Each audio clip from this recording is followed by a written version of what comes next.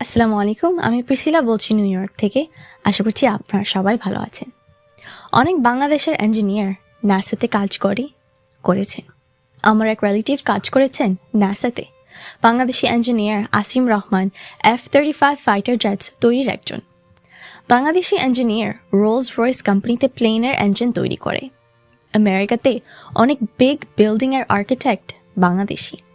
আমেরিকার অনেক ব্রিজের আর্কিটেক্ট বাংলাদেশি। কিন্তু বাংলাদেশে ওনাদের কোনো ভ্যালু নেই। বাংলাদেশ ওনাদের ডাকে না। কেন? কারণটা কি? বাংলাদেশে কেন ওনারা থাকেন না?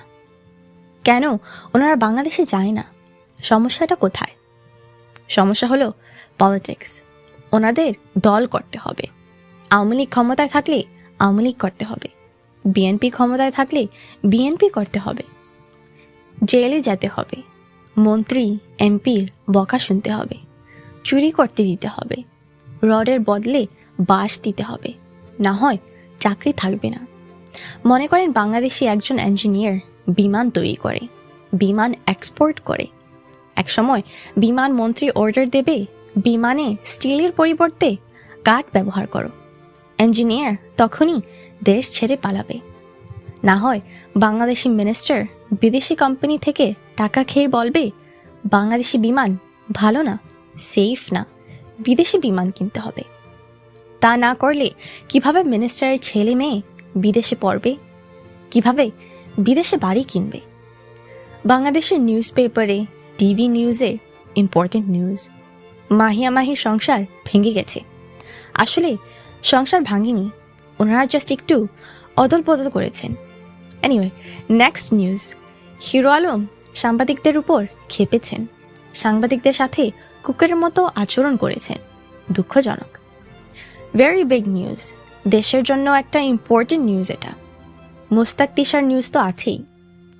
টিপু সুলতান বই বিক্রি করে অপরাধ করছেন, আবার কেউ মাদক বিক্রি করে এমপি হয়ে বসে আছেন। মিডিয়া নিউজ করে শুধু দুর্বলদের নিয়ে। ক্রিমিনালস, পলিটিশিয়ানস, এদের সামনে ভয়ও যায় না মিডিয়া।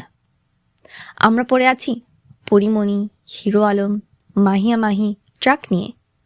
অন্যদিকে দেশ খালি করে ফেলেছে এক স্যার, $200 মিলিয়ন দিয়ে লন্ডন, আমেরিকা কিনে ফেলেছেন দেশের টাকায়। নিউজ হয়েছে আমেরিকান একটা নিউজ পেপারে। এই নিউজ বাংলাদেশের কোনো নিউজ পেপারে নেই, কোনো টিভি চ্যানেলে নেই, দেশের কোনো ইউটিউবের চ্যানেলে নেই। সবাই আছেন টিপু সুলতানকে নিয়ে। মাহিয়া মাহির কি হলো? মাহিয়া মাহির বাচ্চা কার মতো দেখতে? পরিমণি কি পান করে? কয় বোতল পাওয়া গেছে বাসায়? হিরো আলমের বিয়ে হয়েছে কিনা?